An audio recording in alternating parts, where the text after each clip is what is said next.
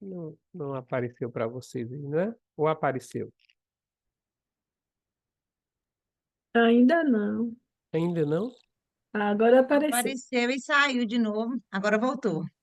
Pronto. Já está em tela, não tá? Então vamos lá.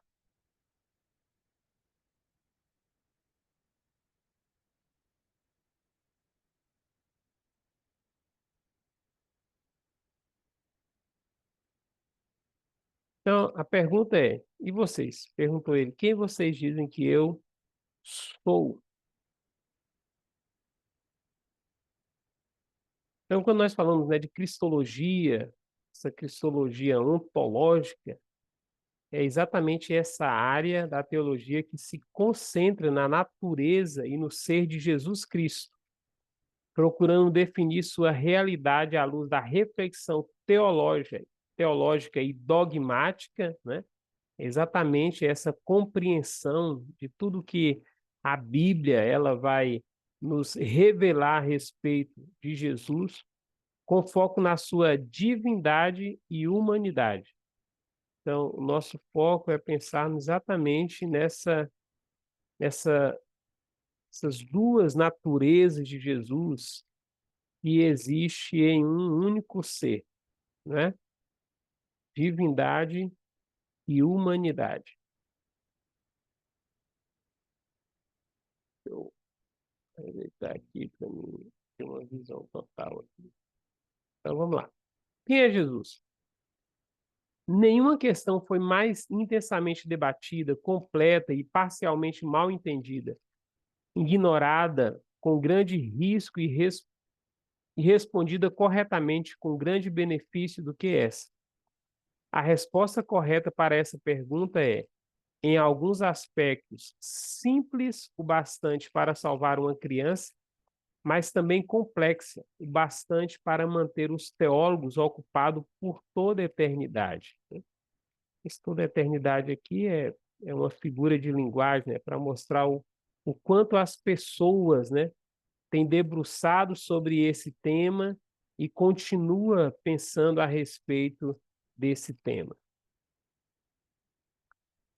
Quem é Jesus? Então nós vimos que Pedro ele confessa, né, que Jesus é o Cristo, e quando ele fala o Cristo, ele está dizendo que ele é ungido, aquele que seria enviado da parte de Deus e que foi enviado, né? João falou de Jesus como o Verbo que se fez carne. Paulo descreve Jesus não só como a imagem do Deus invisível, mas o primogênito de toda a criação. Olha, essa expressão que está em Colossenses, primogênito de toda a criação, deu grande debate no percurso da história, né? Porque para alguns, quando o texto está dizendo que Jesus ele é o primogênito, então Jesus, se ele é o primogênito de toda a criação, para alguns Jesus ele foi criado como toda a criação, porque a ideia que alguns trazem de primogenitura é aquele filho mais velho, né? Vocês estão familiarizados, né, com esse tema, né, de primogenitura, porque nas escrituras nós vamos ver que aquele que é o primogênito, ele tem ele é o mais velho e ele então tem um direito maior, né, sobre a herança do pai. Então alguns estudiosos, né, vão dizer, olha, tá vendo? Paulo está dizendo que Jesus é criação de Deus, ele é o primogênito. Só que na visão hebraica, né, e o texto vai esclarecer isso, o próprio texto, né, o contexto ali imediato vai esclarecer isso. Na visão hebraica, o primogênito ele não é apenas o primeiro, mas é aquele que tem a primazia, é aquele que tem é, a autoridade sobre toda a criação, né? E o texto bíblico de Colossenses, quando Paulo ele está falando a respeito de Jesus, ele vai dizer que ele é o primogênito de toda a criação, porque nele foram criadas todas as coisas e ele então tem o governo de todas as coisas. O que Paulo está querendo dizer ali é isso. Ele é aquele que governa todas as coisas, que tem o domínio de todas as coisas, que todas as coisas foram criadas por ele e para ele, né? Paulo vai deixar isso bem claro quando ele vai introduzir ali agora a vida prática da igreja na carta aos Romanos, capítulo 11, e ele termina o capítulo 11 exatamente falando sobre isso, falando que em Cristo Jesus, esse que tem a primazia de todas as coisas, né? Todas as coisas foram criadas por ele, para ele, por isso, dele, por ele, para ele, por isso a ele seja a glória, né? Então, ele é o primogênito de toda a criação, ele tem a primazia, né? O poder. Mas também como Cristo Jesus, homem, né? Timóteo 2:5. Da mesma forma, o autor de Hebreus identifica Jesus tanto como o resplendor da glória de Deus, quanto como aquele que participou de carne e sangue, né? Então, está falando exatamente dessa natureza de Jesus, que ao mesmo tempo é uma natureza gloriosa, mas também é uma natureza humana. Depois de tocar em Cristo, Tomé memoravelmente confessou Jesus como o seu Senhor e o seu Deus, né? Lembra de Tomé na incredulidade dele, dizendo: olha, não me convence essa fala de vocês se eu não tocar, se eu não ver de perto. Jesus então apresenta para Tomé e depois Tomé então faz essa grande declaração dizendo que ele é o Senhor e o Deus da vida dele. No Antigo Testamento, Isaías teve uma visão de Cristo em que o chama de o Rei, o Senhor dos Exércitos, né?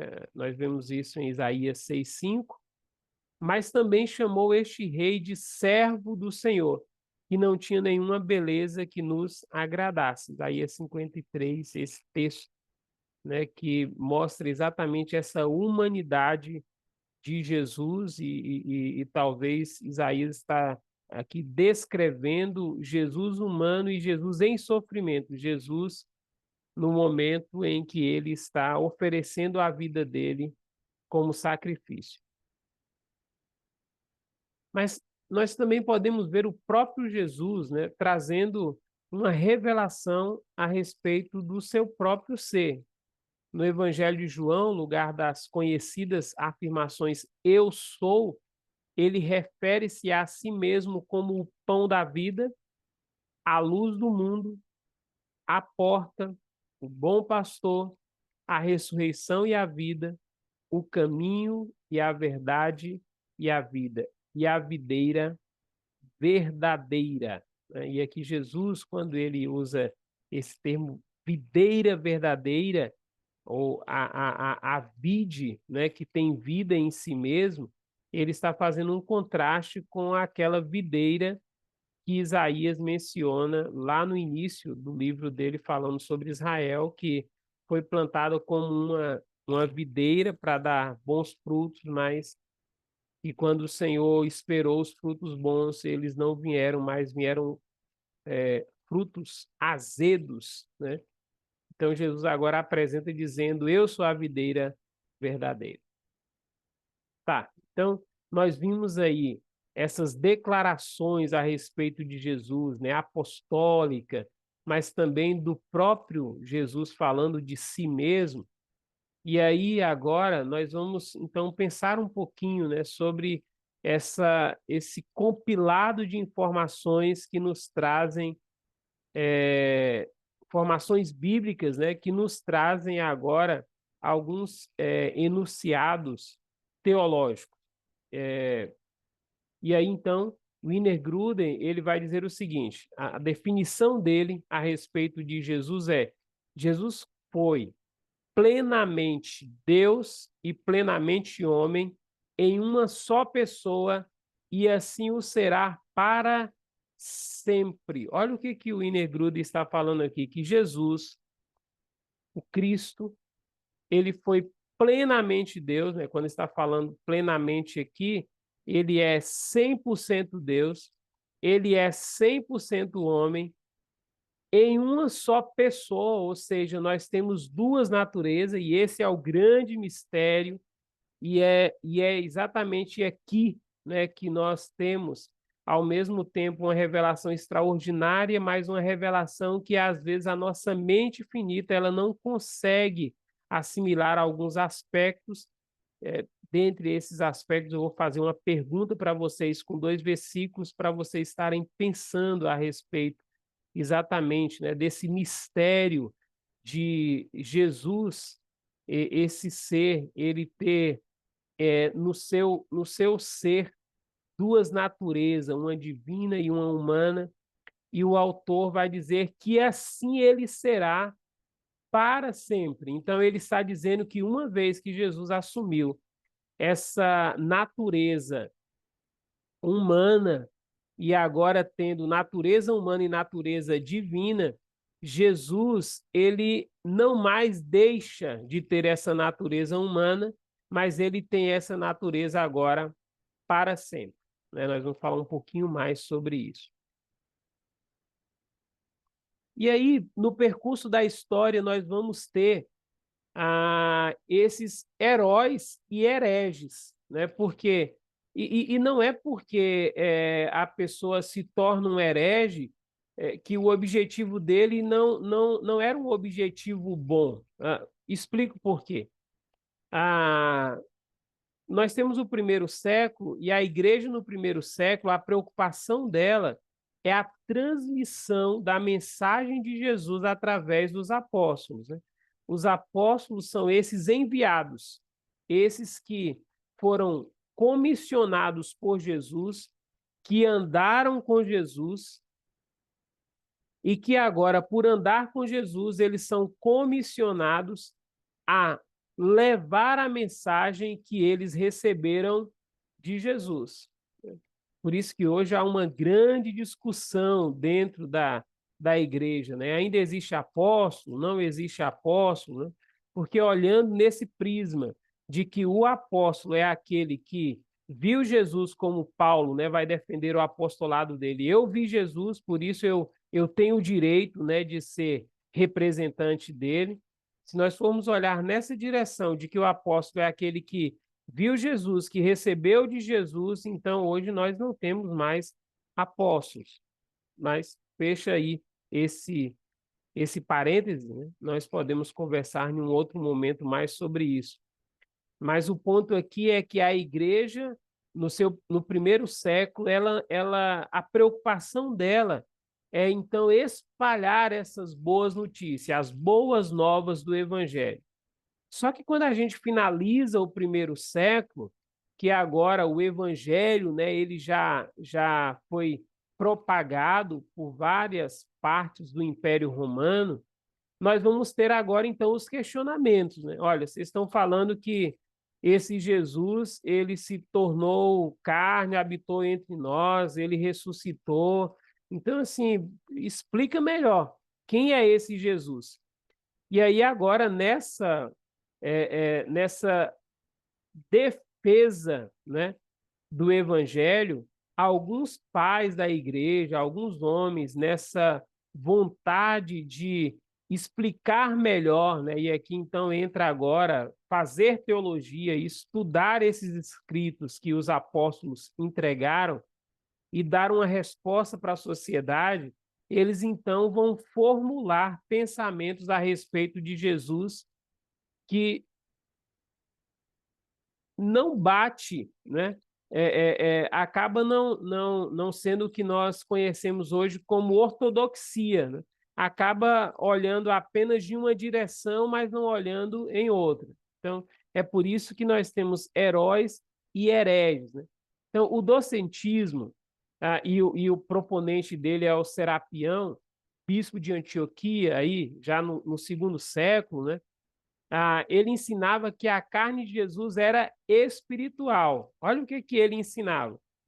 Então, quando o Serapião ele traz esse ensinamento, o que ele está querendo dizer?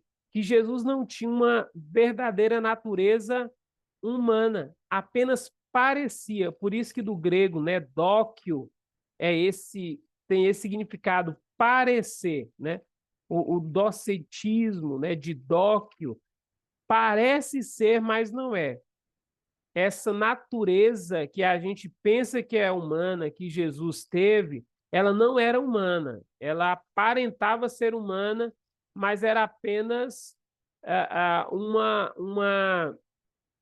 uma aparência de humanidade, mas Jesus, ele de fato era Deus. O que, que o Serapião está fazendo? Ele está negando aqui a humanidade de Jesus.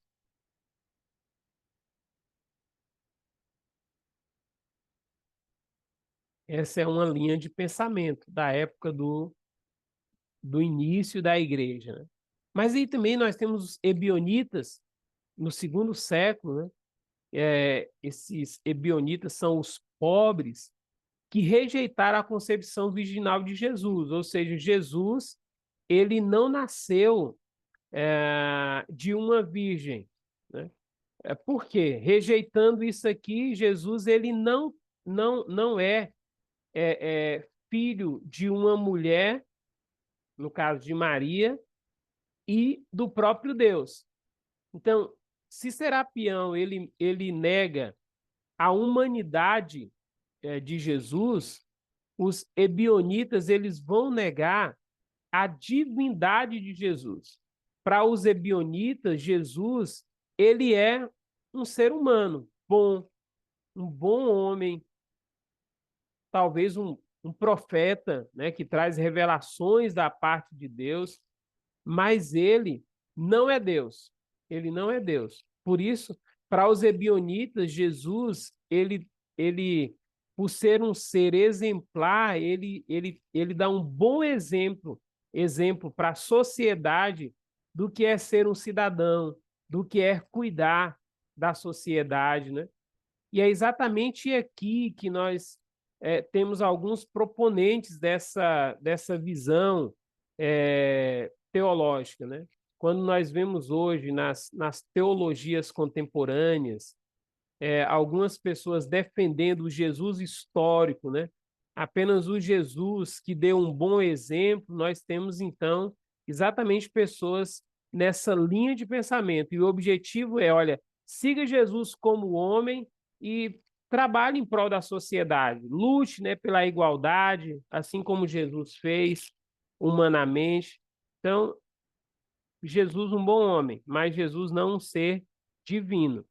Mas prestem atenção que nós temos desde o início essa visão, né, tanto do Jesus humano quanto do Jesus divino. Então, ora, algumas pessoas afirmam que ele é divino, ora, outras pessoas afirmam que ele é humano. Modalismo, nós já falamos sobre ele, quando falamos sobre a Trindade, né, o Deus Trino, é o Deus das Escrituras, né? Tinha três modos, né? Por isso que é modalismo, né? Modos de manifestação.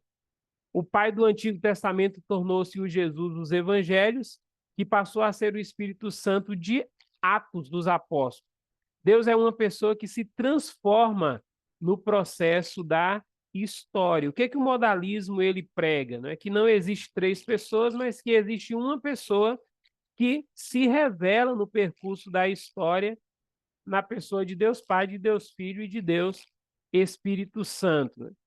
Quem até hoje recebe essa influência, e aí nós podemos falar de igreja brasileira, né? Nós temos aqui a Voz da Verdade, né? O que nós conhecemos hoje como unicismo, né? O Deus que se revela em três momentos, né, diferentes, mas que é uma única pessoa.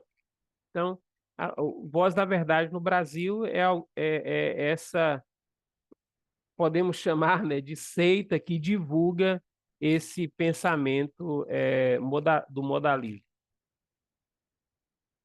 Para Apolinário de Laodiceia, 361, o Logos assumira um corpo humano, mas não uma mente humana. Então, o que ele está querendo dizer aqui? Que Jesus ele tinha, né, o Deus que João ele relata no Evangelho. num certo momento, vai se defender aqui, né, que no momento do batismo ali, o Logos, então, ele assume essa natureza ali em Jesus e que é apenas o corpo de Jesus, né, é tomado por essa natureza divina, mas que ali não existe uma natureza humana, uma mente humana, né, um ser que pensa humanamente, que sente humanamente, mas a junção do Logos com esse corpo humano, pura e somente anulando as suas faculdades mentais. E aí Ário, né, que vai dar, então, a esse pensamento que é o arianismo, né, a essa linha de pensamento, o arianismo, ele nega o Logos como co-igual com o Pai. E o que ele vai sustentar, né? Ele sustenta que houve um tempo em que o Filho de Deus não existia. Então, Jesus ele não é eterno, né? Ele passou a existir como filho num determinado momento, então ele acaba sendo uma criação nessa visão aqui diário, Jesus é um Deus menor. Quem nós poderíamos dizer que hoje ainda segue essa linha de pensamento? Os testemunhas de Jeová. Jesus, além de ser um bom homem, um profeta, mas não é Deus com Deus, né? Se puder chamar ele de Deus, ele é um Deus menor, mas não Deus na mesma essência de Jeová. Então, essas foram as linhas de pensamento que foram surgindo e que agora a igreja, né, ela vai reunir em concílio e vai agora formular um credo para combater esses pensamentos que nós acabamos de ver. Lembre que nós estamos vivendo aqui agora, já na época de Constantino. Constantino ele se torna o imperador, e como imperador ele vai aderir o cristianismo como religião oficial, né, por causa daquela história que diz que ele, né, em uma grande batalha que ele não tinha condições de vencer, teve uma visão com a cruz e disse: é com essa cruz que você vencerá. E aí ele vence aquela batalha, e a partir daquele momento ele torna o cristianismo, que até então era perseguido por Roma, agora é colocado como religião oficial. E é o próprio Constantino que agora, vendo, né, dentro do Império Romano, essa possibilidade de rompimento por causa dessas linhas de pensamento, ele vai então convocar um concílio, né, de todos os bispos da igreja espalhado por todo o Império Romano, e ele vai então convocar esse concílio agora em Niceia, na Turquia, e eles vão agora estudar as escrituras para formular um credo e combater essas heresias que estão surgindo. E aí, então, que nós vemos o nascimento do credo niceno, o credo de Niceia. O que esse credo ele diz? Essa declaração vai dizer: creio em um só Senhor, Jesus Cristo, Filho unigênito de Deus, gerado do Pai antes de todos os séculos, Deus de Deus, luz da luz, verdadeiro Deus de verdadeiro Deus, gerado, não feito, né? E aqui então faz essa distinção, porque a geração aqui ela não acontece, né, nessa mesma visão que nós temos de, olha, o João e a Maria, eles geraram o José, né? Não é essa geração. Essa geração aqui e não é uma geração no tempo, né? Essa geração aqui, ele é gerado na eternidade, na mesma essência, da mesma essência de Deus. Então, ele participa da mesma natureza divina. E ele, então, não está preso, né, ao tempo, como as demais criaturas que Deus criou. Por isso, o credo vai ser bem definido aí, vai definir bem dizendo que ele foi gerado não perfeito, né? Então, na mesma substância do Pai, por ele todas as coisas foram feitas, e por nós, homens, e para a nossa salvação, desceu dos céus, se encarnou pelo Espírito Santo, no seio da Virgem Maria, e se fez homem. Né? Então, aqui está mostrando essa natureza divina, essa natureza humana. Aí o credo de Calcedônia, né, que um século depois vai então trazer essa definição. Fiéis aos santos pais, todos nós, perfeitamente unânimes, ensinamos que se deve confessar um só e mesmo Filho, nosso Senhor Jesus Cristo, perfeito quanto à divindade e perfeito quanto à humanidade, verdadeiramente Deus e verdadeiramente homem, constando de alma racional, tá vendo que está aqui combatendo essas linhas de pensamento, né? Ele não somente Logos não apenas assume um corpo, uma matéria, mas esse Logos ele assume uma matéria que é racional, que tem alma, que é emocional, né? E de corpo consubstancial com o Pai, segundo a divindade, consubstancial a nós, segundo a humanidade, em tudo semelhante a nós, excetuando o pecado, gerado segundo a divindade pelo Pai antes de todos os séculos, e nestes últimos dias, segundo a humanidade, por nós e para nossa salvação, nascido da Virgem Maria, Mãe de Deus. Aqui também tem uma expressão que vai gerar muito debate, como é que Maria, né, Mãe de Deus, mas o que o credo está querendo mostrar aqui é exatamente aquela declaração de Isabel, quando Maria chega na casa dela e ela diz assim, a mãe do meu Salvador, né? Do meu Deus, veio me visitar. Então, ali é exatamente não mostrando, né, a Maria como a mãe do Deus divino, mas Maria como concebendo esse ser que tem essa natureza divina, que é o próprio Deus. Então, por isso, coloca Mãe de Deus, Maria, Mãe de Deus, Virgem Maria, Mãe de Deus. Um e só mesmo Cristo, Filho, Senhor, unigênito, que se deve confessar em duas naturezas, inconfundíveis, imutáveis, indivisíveis, inseparáveis. A distinção de naturezas, de modo algum, é anulada pela união, antes é preservada a propriedade de cada natureza. Então, o que está dizendo é que uma natureza não anula a outra. Esse é o grande mistério. Né? Uma natureza não anula a outra natureza, mas existem em um só ser, concorrendo para formar uma só pessoa e em uma substância, não separado nem dividido em duas pessoas, mas um só e o mesmo Filho, unigênito, Verbo de Deus, o Senhor Jesus Cristo, conforme os profetas desde o princípio acerca dele testemunharam, e o mesmo Senhor Jesus nos ensinou, e o credo dos santos pais nos transmitiu. Então, essa é a declaração do credo de Calcedônia.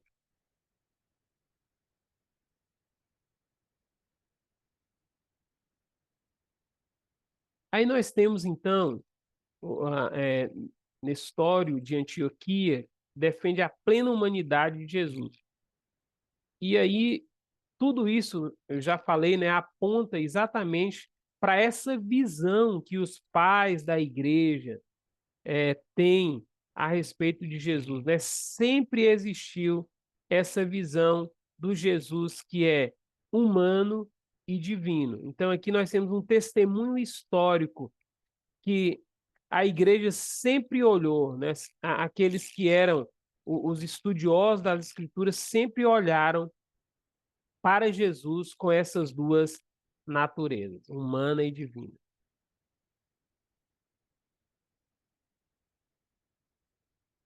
As declarações do Credo Niceno sobre a pessoa de Cristo permanecem sendo uma bela demonstração de ortodoxia, com a qual deve concordar quem deseja permanecer, né, ortodoxo e fiel à totalidade do testemunho bíblico.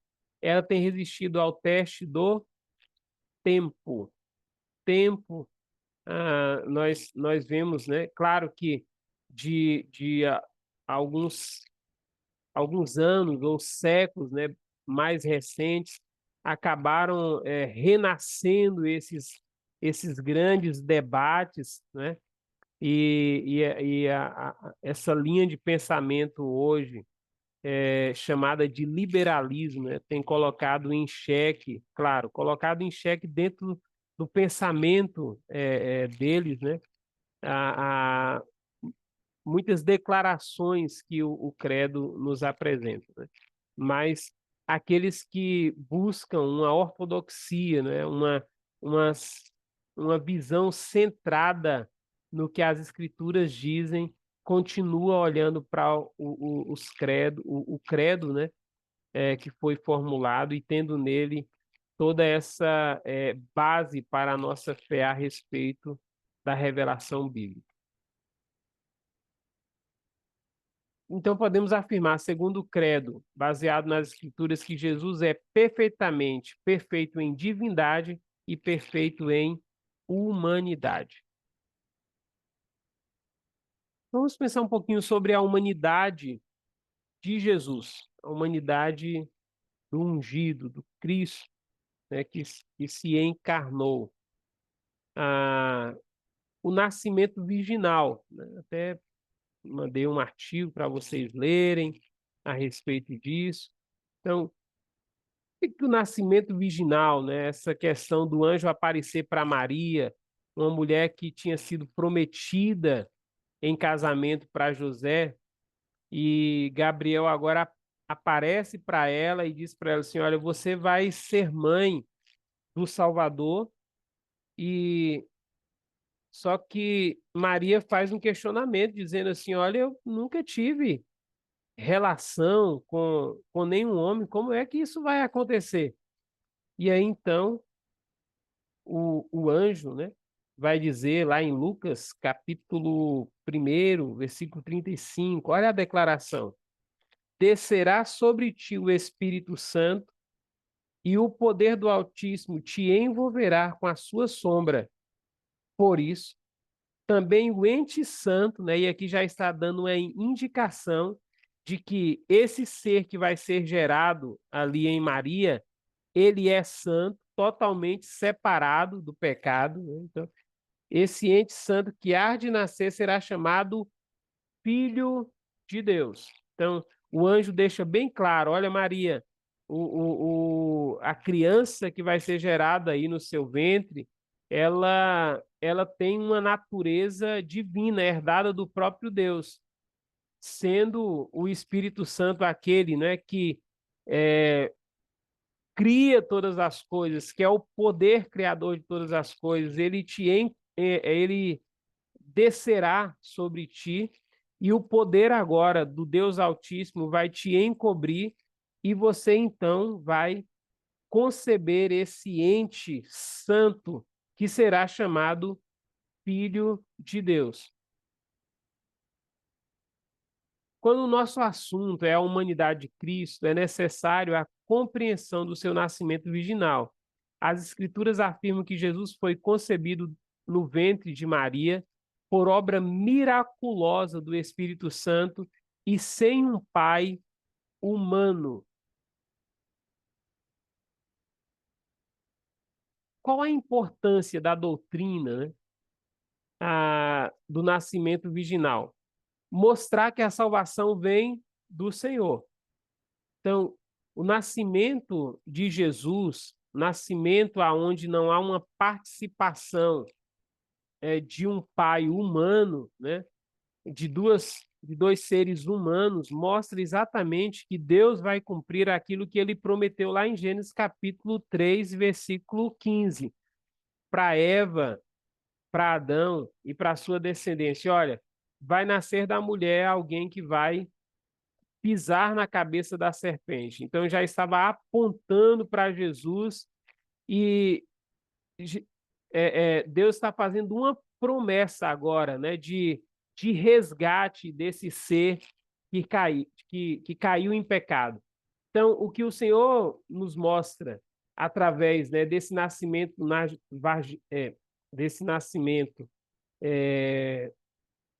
virginal, né, de uma virgem, é que esse Jesus, esse Salvador, é uma promessa e o cumprimento, e que a obra da salvação ela não depende do ser humano, mas que é uma obra exclusiva de Deus. É exatamente daqui, né, que Paulo ele vai poder dizer, quando está escrevendo a carta dele aos Efésios, né, que a salvação ela é graciosa, ela é de graça, e não depende de nós, né? Não é por obras meritórias humanas, mas é um presente do próprio Deus, né? Para que o homem ele não venha se gloriar, vangloriar diante de Deus. Deus então ele cumpre a promessa dele, trazendo o filho dele ao mundo. O que isso nos diz também? Isso nos mostra, né, nos leva a compreender a união da plena humanidade e da divindade em uma só pessoa. E aqui é interessante porque, assim, o Inegruda ele vai dizer o seguinte, olha, Deus podia muito bem trazer Jesus, né, já um ser humano formado, e apresentar ele para a humanidade. Mas aí viria a pergunta, né, olha, ele é um ser que veio do céu. Ele representa mesmo a raça humana, né? Ou o Senhor poderia fazer com que Jesus, né, nascesse de um casal humano e apresentasse então Jesus como Salvador, mas viria a pergunta, olha, ele é nascido como todas as outras pessoas nascem, né, da união de um homem e de uma mulher, né? Ele é capaz de operar essa obra redentora para toda a humanidade. Então, o nascimento de Jesus de uma virgem, essa junção do divino com o humano, mostra exatamente, né, essa plena humanidade e essa plena divindade, ao mesmo tempo que Jesus ele traz a humanidade herdada de Maria, ele vai trazer então a divindade herdada do próprio Deus, o Pai. Perceber a humanidade de Cristo sem a herança do pecado. E aqui, então, o que mostra é que tanto em Gênesis, né, quanto Paulo, ele sempre vai mostrar, né, não que Maria ela não possa transmitir, né, essa natureza para Jesus, mas a Bíblia vai nos mostrar que o pecado ele descende de um único homem, Adão. Adão é aquele que transmite para toda a sua geração essa semente do pecado. Aqui, então, o Senhor interrompe essa transmissão através de Adão, né? E Jesus, então, nasce agora do próprio Pai, né? Sem essa participação com essa natureza pecaminosa. Vamos pensar um pouquinho então, nessa humanidade de Jesus, né? Estamos pensando a respeito do nascimento, né? O que ele representa para a nossa visão cristã, e também vamos pensar sobre essa humanidade de Cristo Jesus. Jesus, ele possui um corpo humano. E aí eu quero que vocês leem agora comigo, pega a sua Bíblia aí, por favor, nós vamos estar lendo alguns textos muito interessantes para nós. O primeiro texto que nós estaremos lendo aí é Lucas, capítulo 2.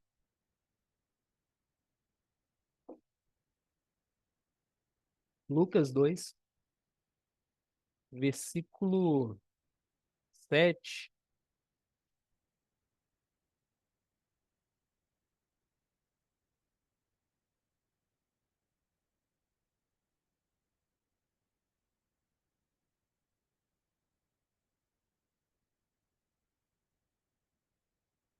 E ela deu à luz o seu primogênito, envolveu-o em panos e o colocou numa manjedoura, porque não havia lugar para eles na hospedaria. Então, que mostra, né, que Jesus ele nasce como qualquer uma outra criança, né? Se nós pegarmos agora esse mesmo capítulo, nos versículos. Deixa eu pegar aqui para vocês.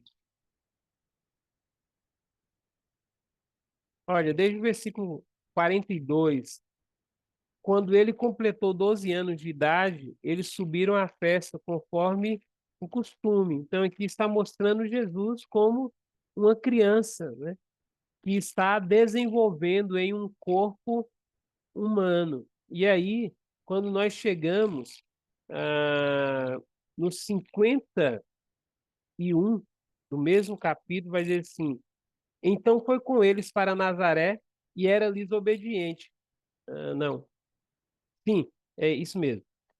Porém, Maria, né, sua mãe, guardava todas essas coisas em seu coração. Jesus ia crescendo em sabedoria, estatura e graça diante de Deus e dos homens, né? Então, aqui está mostrando exatamente Jesus como esse ser humano que vai crescendo em estatura, que vai crescendo em conhecimento, no intelecto, né? E que vai crescendo nessa sabedoria, nessa graça, nesse relacionamento, tanto com Deus para com os seus, quanto para com os seus semelhantes. Então, a humanidade de Cristo também, né? Jesus ele possuía uma mente humana. Acabamos de ler aí. Então, Jesus é esse ser que está desenvolvendo o seu intelecto, né? Esse ser inteligente é um ser humano. Jesus possuía alma humana e emoções humanas, né? Então, olha o que a Bíblia vai nos mostrar. Vamos ler esse texto, João, capítulo 12, versículo 27.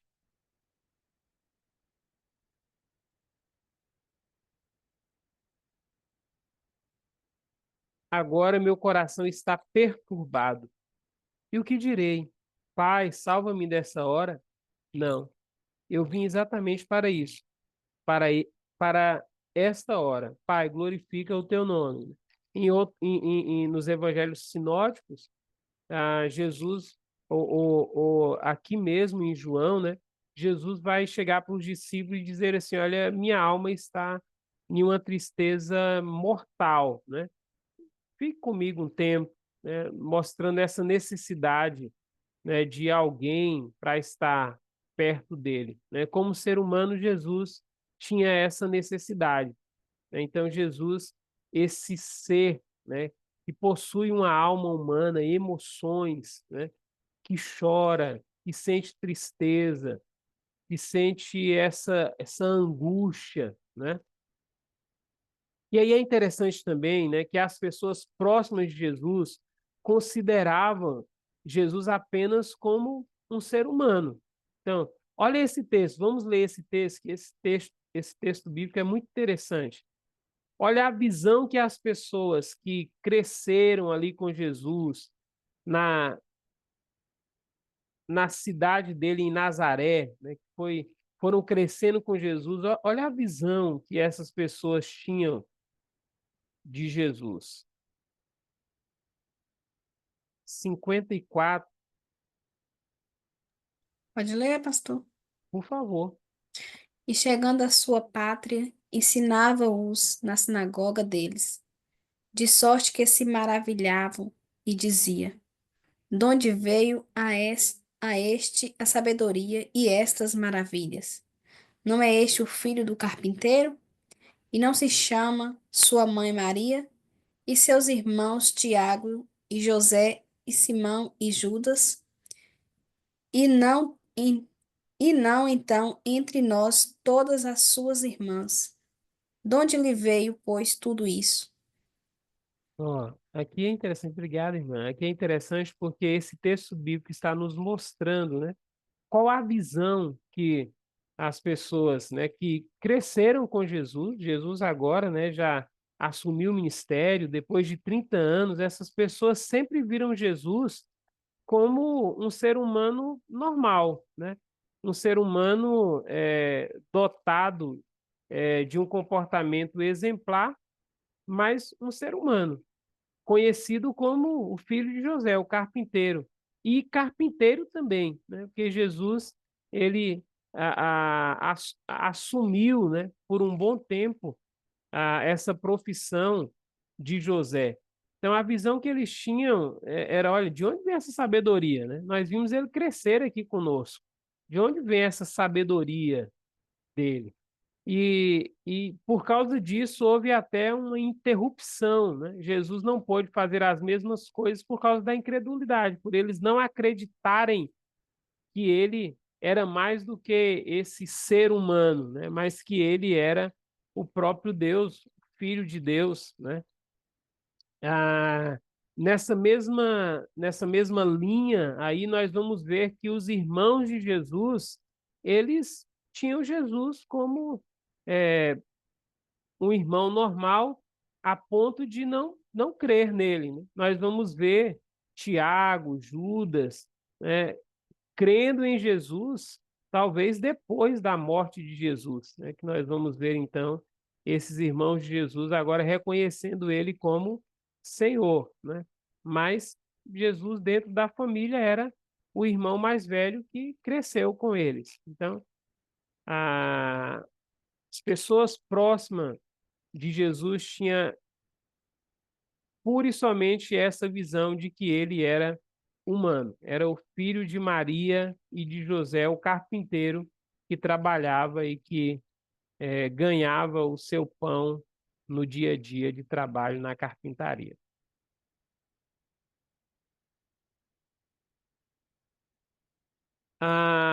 Jesus, né, essa impecabilidade de Jesus. Ainda que o Novo Testamento seja claro em afirmar que Jesus era plenamente humano, exatamente como nós, também afirma que Jesus era diferente em um aspecto importante. Ele era isento de pecado e jamais cometeu um pecado durante a sua vida, né? Foi o próprio Jesus que, quando foi questionado, ele disse para os seus opositores: me convença de algum pecado. E eles não tiveram condições. Tanto que o julgamento de Jesus, né, todas as testemunhas eram falsos testemunhos, né? Eram falsas testemunhas e davam falso testemunho, né? Ah, é tão sério isso que o próprio Pilatos, ele diz assim: eu não encontro culpa nenhuma nesse homem, então eu vou soltar. E eles disseram: olha, se você soltar, você se torna inimigo de César. E o medo de Pilatos foi esse, mas Pilatos não encontra pecado algum em Jesus, assim como eles não puderam, né, acusar Jesus de nenhum pecado. Quando Jesus disse: me acusa de algum pecado, e eles não tiveram como acusar Jesus de pecado. Então, a Bíblia nos mostra exatamente essa impecabilidade de Jesus. Ele, ainda que tinha a natureza humana igual à nossa, porém não pecou. Diferente de nós, ele não pecou, né? Aqui nasce uma pergunta, né? Jesus, ele podia pecar, né? Ou ele não poderia pecar? E aí nasce um grande debate aqui também, porque se Jesus ele não podia pecar, né? Então os pecados, as tentações que Jesus sofreu, elas eram reais ou não? Porque se eram tentações reais, então ele tinha possibilidade de pecar. E aí, então, eu quero até lançar para vocês como é que nós vamos harmonizar. Eu quero que vocês tomem nota aí.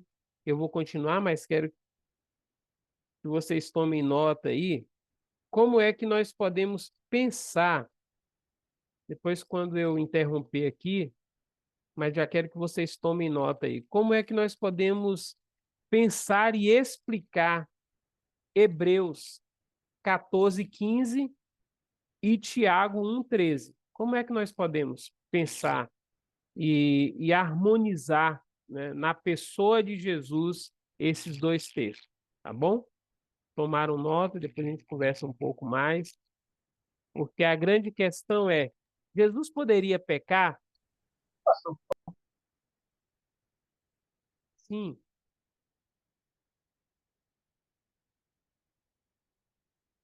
Alguém quer falar alguma coisa? Não. Assim, repete os textos aí para mim. Hebreus 14, 15 e o outro. Hebreus 4, 15 e Tiago 1, 13.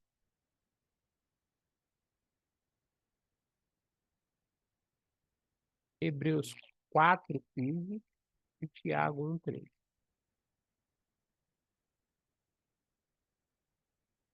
Bom, nós vamos conversar mais sobre isso. Então, por que era necessário que Jesus fosse plenamente... Pastor, Sim. é 13 ou é 3? Não, Tiago é 1, 13. Agora, 3. Hebreus é 4, 15. Certo, obrigada. Hebreus 4, 15 e Tiago 1, 13. Obrigada. Ó, por nada. Por que Jesus, né? Era necessário que Jesus fosse plenamente humano para possibilitar uma obediência representativa, né? Então, assim, se Jesus ele não se torna um como nós, seres humanos, ele não pode ser o nosso representante legal diante do Pai.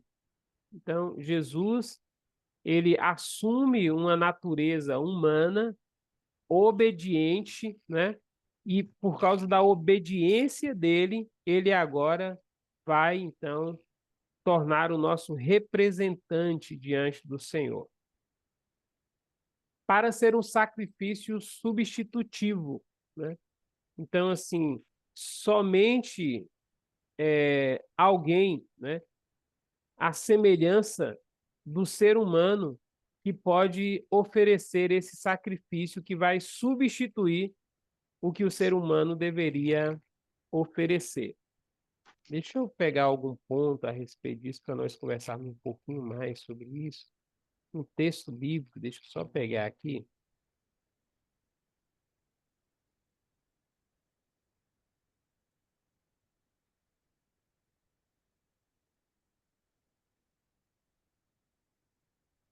Olha o que que diz aí.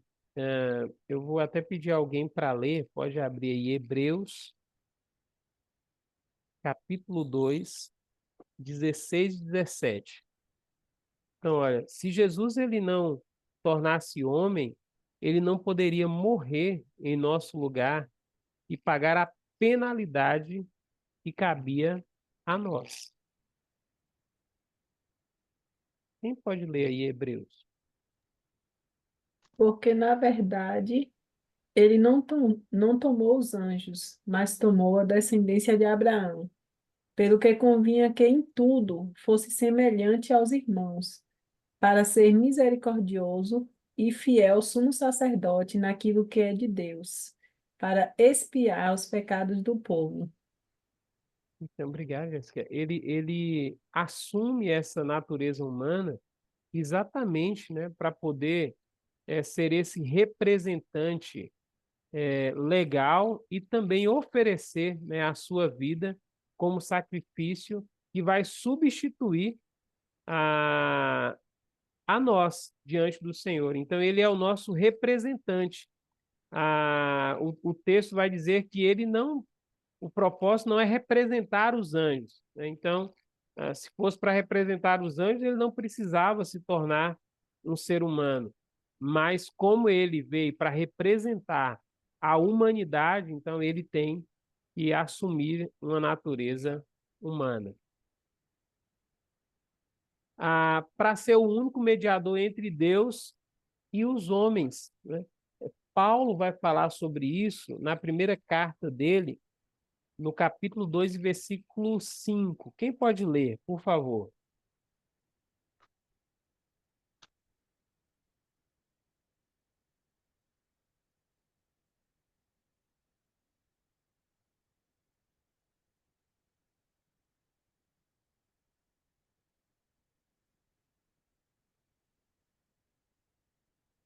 ponto é que nós estávamos, né, afastados de Deus, distantes de Deus, e não tem como o ser humano ele chegar a ter Deus, por isso Deus agora se torna homem para poder, na pessoa de Jesus, para fazer essa mediação entre Deus e nós seres humanos, né? Para nos aproximarmos novamente do Senhor.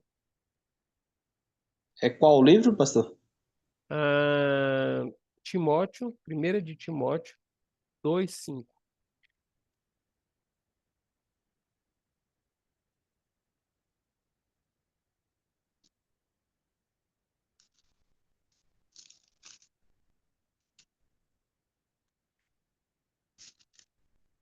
Timóteos 2, o quê? 2:5. 2:5. Isso. Porque há um só Deus e um só mediador entre Deus e os homens, Jesus Cristo, homem. Então, Paulo deixa bem claro, né, que só existe esse mediador entre Deus e os homens porque Jesus ele se torna homem. E ele torna, então, esse que vai mediar, né, essa aproximação de Deus com o ser humano novamente.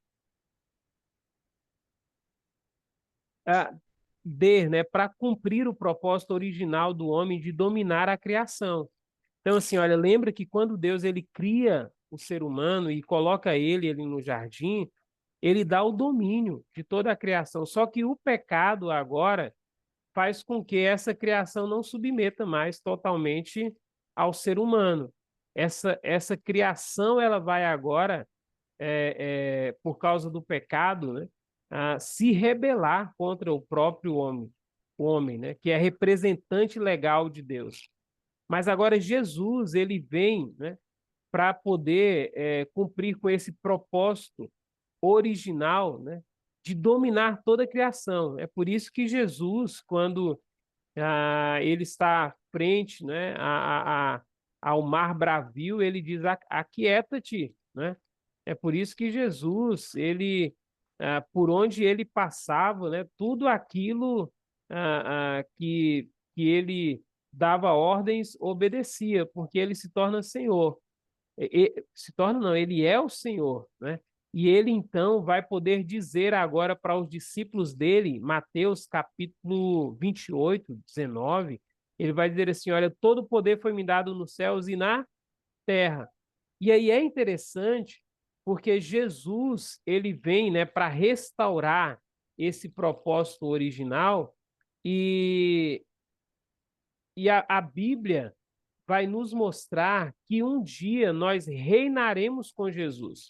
Ou seja, um dia a criação que Deus fez para que o homem pudesse dominar, um dia de fato estará sobre o nosso domínio, né? Toda a criação obedecerá, porque nós temos Jesus, né, que submeteu novamente toda a criação ao seu senhorio e agora nos convida para reinar com ele, né? Eu já estou finalizando por hoje, tá? Depois nós vamos ter só um momento de conversa e eu encerro com vocês. Para ser o nosso exemplo e padrão na vida diária. É por isso que João ele vai dizer assim, que nesse mundo nós precisamos ser como Jesus. Não, porque Jesus assume uma natureza humana, né? O escritor da carta aos Hebreus vai dizer que Jesus ele sofre, né? E ele aprendeu por meio do sofrimento a obediência e vai nos mostrar que nessa nossa natureza humana agora, com a ajuda de Cristo Jesus, nós podemos também, mesmo em meio aos sofrimentos, continuarmos sendo obedientes a Deus, ou termos uma vida de obediência a Deus, porque Jesus ele é esse exemplo para nós, esse padrão de exemplo para a nossa vida cotidiana. Mas Jesus também, ele assume essa natureza para ser o padrão de nosso corpo redimido, né? Jesus, segundo Paulo, escrevendo a carta dele aos Coríntios, capítulo 15, Jesus é a primícia daquele que ressuscitou, né, e que irão ressuscitar. Ele é o primeiro que ressurge de entre os mortos. E Jesus, ele ressurge em um corpo glorificado. Então, Jesus é esse padrão do nosso corpo que um dia também teremos. Teremos um corpo semelhante ao corpo de Jesus, né? E Jesus, ele assume a natureza humana para que ele possa ser esse sumo sacerdote, né, que compadece de nós. Então, assim, Jesus, ele, através do sofrimento, ele também agora, ele pode compadecer, ele pode experimentar do sofrimento e ele pode ver o quanto nós, nessa vida de humanidade, né, e vivendo em um corpo de pecado, sujeito a toda tentação, Jesus agora, então, ele pode compadecer de nós e ser esse sumo sacerdote, esse nosso representante que intercede por nós diante de Deus Pai. Por último, né, Jesus será homem para sempre.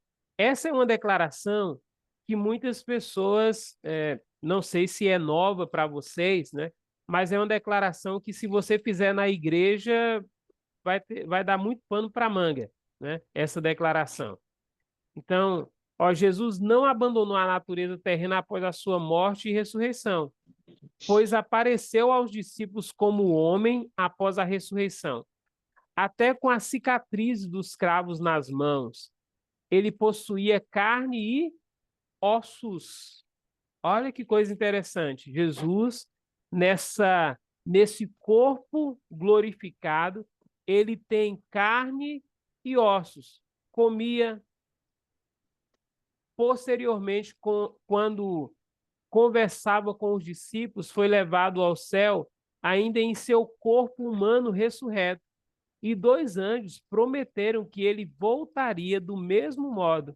Esse Jesus que dentre vós foi assunto ao céu virá do modo como vistes subir. Então, o que o texto está dizendo é que Jesus, apesar de ter agora um corpo, de ter morrido e estar no céu, mas Jesus, ele sempre terá uma natureza humana e divina. O que é que vocês acham disso?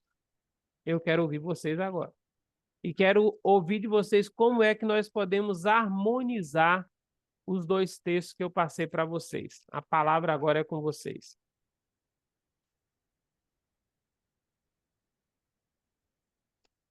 Agora é hora de abrir aí o vídeo para a gente poder olhar um pouquinho, mesmo por tela,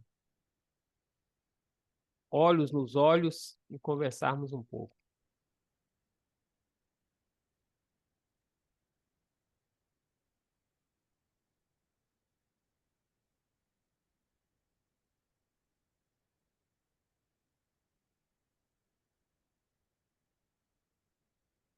Nosso propósito hoje foi falar mais da questão da humanidade de Jesus. Próxima aula a gente encerra falando sobre natureza divina de Jesus.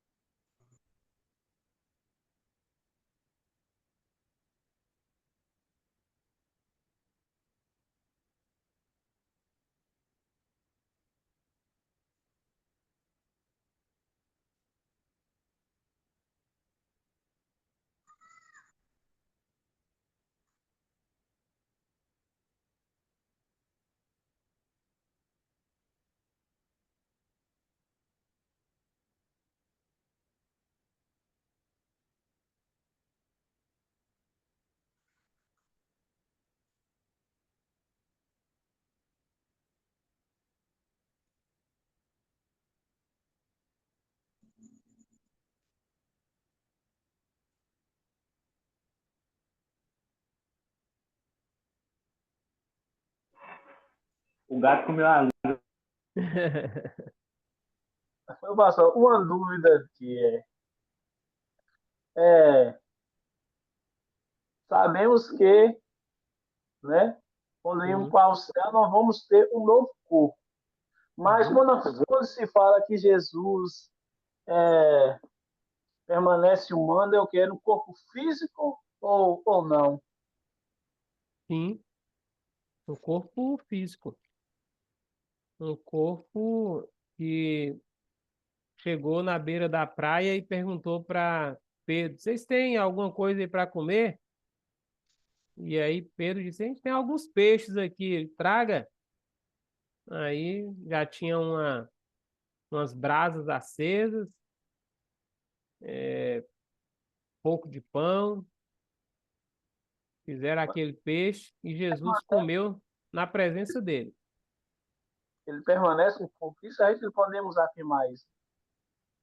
Ou Sim, nós não temos base para isso? sim, sim. A base é exatamente esse texto que nós acabamos de ler, né? Galileu, o que que vocês estão olhando aí para o céu? Esse mesmo Jesus que vocês estão vendo subir, ele virá dessa mesma forma. Ou seja, ali ele virá da mesma forma que vocês estão vendo ele subir, no mesmo corpo.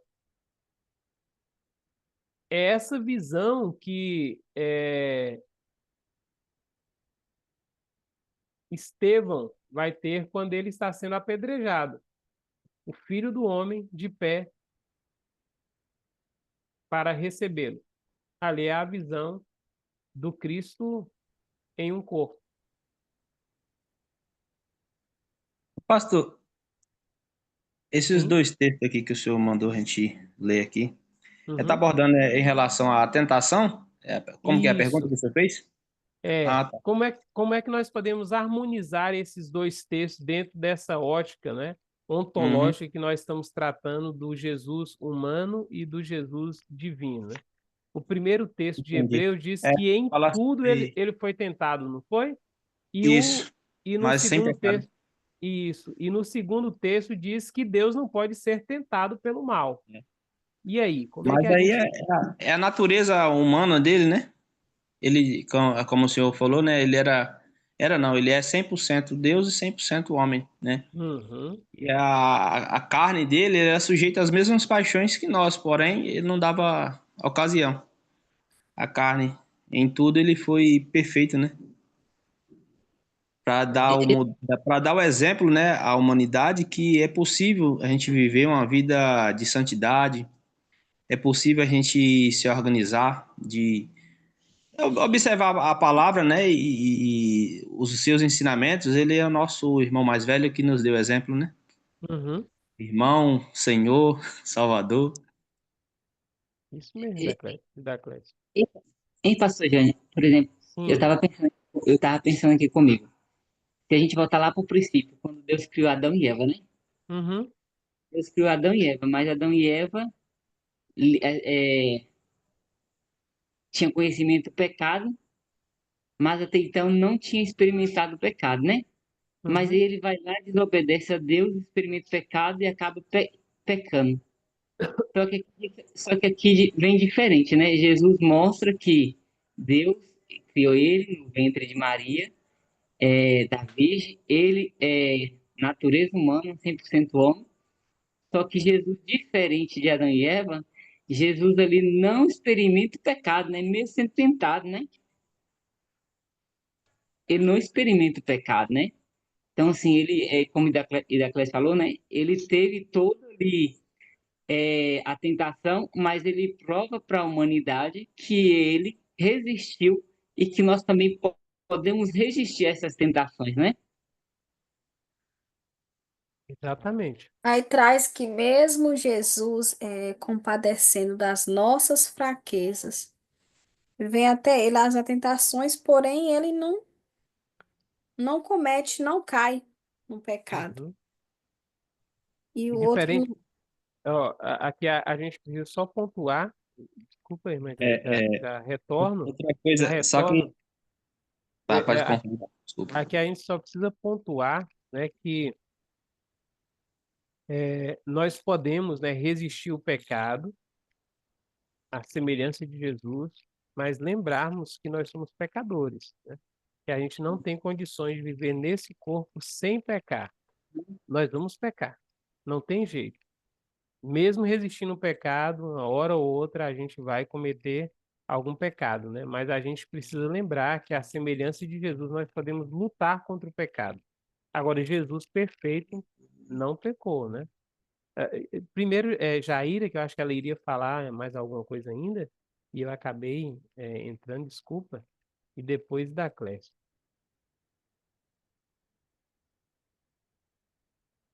Não, eu ia só falar isso aí que Tiago traz que Deus não é a fonte da tentação e que ele não tenta as pessoas para o mal. E não pode ser tentado também, né? Então, assim, lembra que a gente falou, né? O dualismo é que tem essa visão, né, de que existe dois seres no universo, um totalmente bom, outro totalmente mal, né? E que os dois estão em uma luta constante, né? Não é isso que a Bíblia ensina, né? Sim, Daclésio. Mas assim, mas Deus não pode tentar o homem, não tenta o homem, mas testa o homem, né?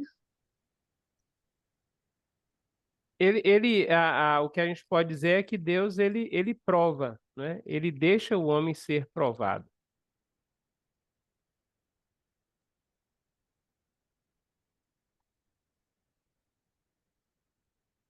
Em relação ao assunto que a gente está falando, é uma diferença também que Jesus ele era 100% homem, mas também ele era 100% Deus, né? Uhum, Por isso que o homem jamais ele vai conseguir alcançar essa plenitude de Cristo. Ele pode crescer na graça, no conhecimento, porém, ele era 100% Deus. E aqui na Terra ele agiu como homem e agiu também como Deus, né? Perdoando pecados, curando, ressuscitando. Então, tem esse outro lado também, né? Que ele era 100% homem, mas ele também era 100% Deus aqui na Terra, uhum. né?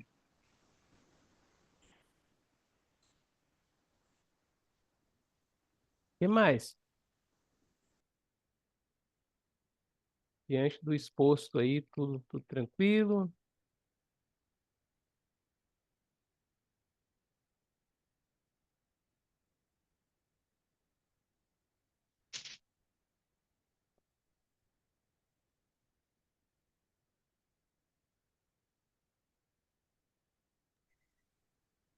Outra coisa também, sim, pastor, a tentação, ela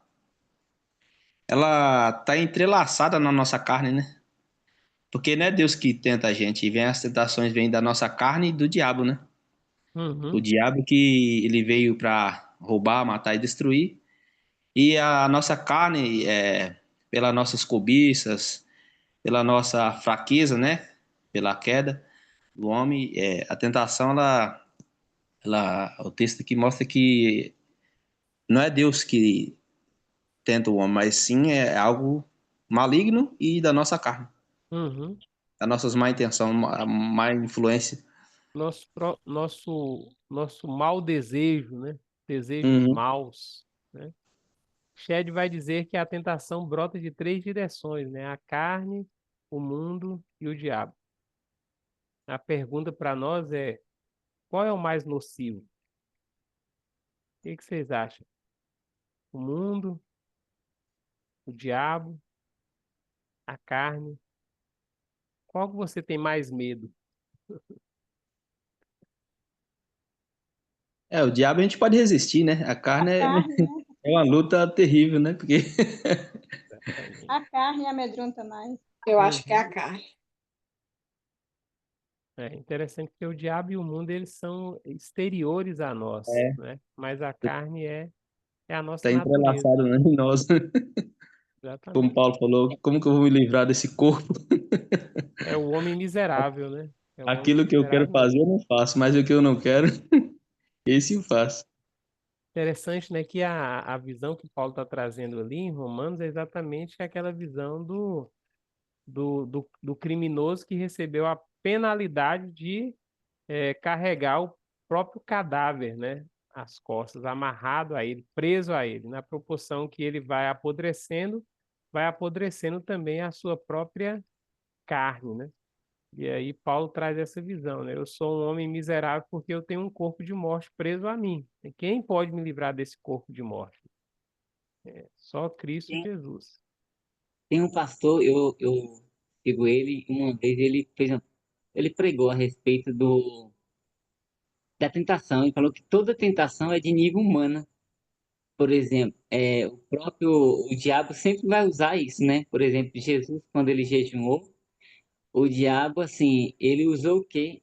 Jesus foi ali e estava com fome. Ele falou: se tu és filho de Deus, né, transforma essa pedra em pão. Então, o diabo sempre vai usar algo que vai alimentar a nossa carne, né? Então, Uhum, a tentação ela é de nível humano. Então, resistir à carne é sempre uma guerra, né? verdade. Gente, então eu quero finalizar o questionamento de Gina Gruden, né? Quando ele diz assim, Jesus tinha possibilidade de pecar, né?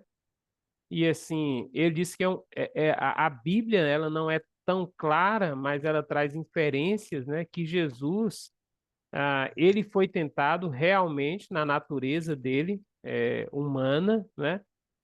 Mas ele não podia pecar, não podia pecar, porque a natureza divina estava ali sempre para dar suporte para que ainda, né, que o pecado fosse real, né? E aí ele vai dizer que quem de fato experimentou o pecado em toda a sua fúria foi Cristo Jesus, porque somente uma pessoa que resiste o pecado até o final é que pode dizer eu fui tentado de fato, né?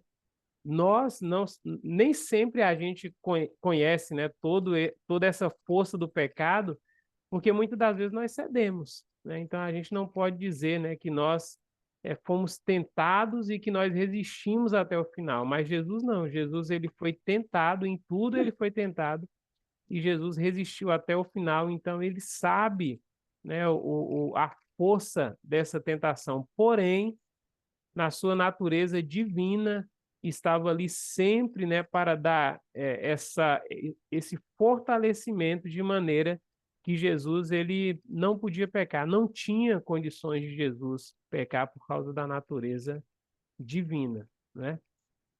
E nós temos como resistir o pecado, porque temos agora em nós, é interessante, Paulo, né? Em Romanos é esse. Paulo, em Romanos 7, é um grito de desespero, né? Estou com um corpo de morte preso a mim. Romanos 8 é graças a Deus que nos dá a vitória em Cristo Jesus, né? Então nós temos condições de resistir, mas mesmo assim, às vezes cedemos às tentações e pecamos contra o Senhor. Por isso, todos os dias, né, é interessante nós lavarmos os nossos pés, né? A poeira que nos apega na caminhada do dia a dia. O corpo já está limpo, já foi purificado, mas os pés na caminhada do dia a dia ainda acaba pegando pó e a gente precisa então lavar, que é exatamente essa confissão dos nossos pecados diários, né? Mas nosso assunto hoje é cristologia, então vamos continuar pensando sobre isso, né?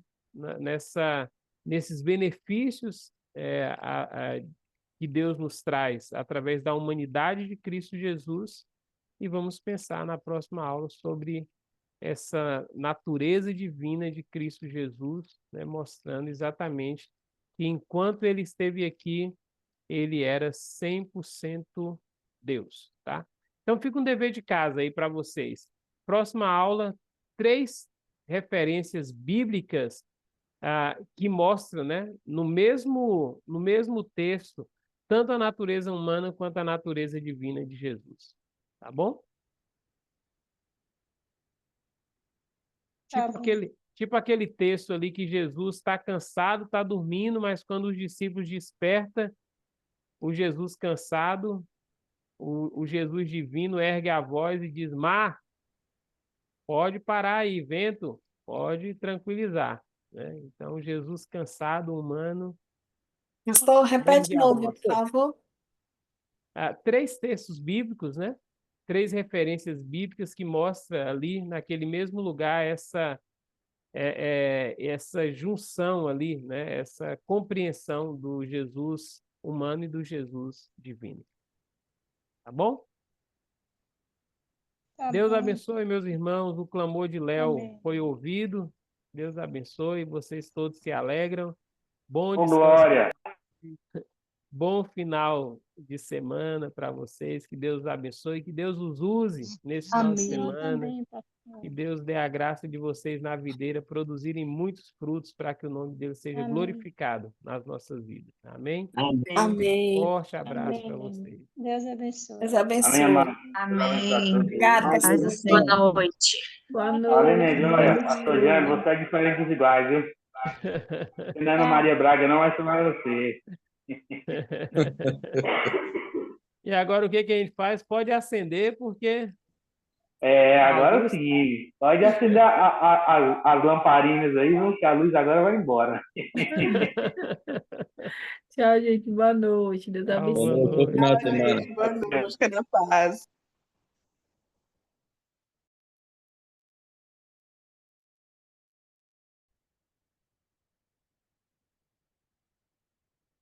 Forte abraço, meu amigo Santo Varão.